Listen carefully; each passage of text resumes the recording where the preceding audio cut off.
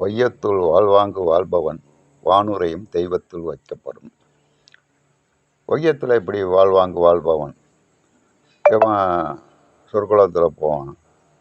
Car பங்களா வசதியோடு வாழ்கிறவன் சொர்க்குலகம் போவானா, அல்லது தர்மங்க நிறையா செய்கிறவன் சொர்க்குலகத்துக்கு போவானா? இது ரெண்டுமே தெரியாது மனுஷனுக்கு. கடவுள் பார்த்தாரு, கடவுளே மனிதனாக பிறந்தார், வாழ்ந்து காமித்தார். அதுதான் ராமாயணம் மகாபாரதம். ராமாயணம் மகாபாரதத்தில் வர்ற பாத்திரங்கள் கதையாக இருந்தாலும் உண்மையாக இருந்தாலும் சரி, ஒரு மனிதன் இப்படித்தான் வாழ வேண்டும், இப்படி வாழ்ந்தால்தான் இறைவனடி சேர முடியும். அதற்காக தான் இதிகாசங்கள் ரெண்டாம். நான் சொல்ல போறீங்களா? அழகாக வள்ளுவர் சொல்வார், அறம் வளர பாவம் தேயும்.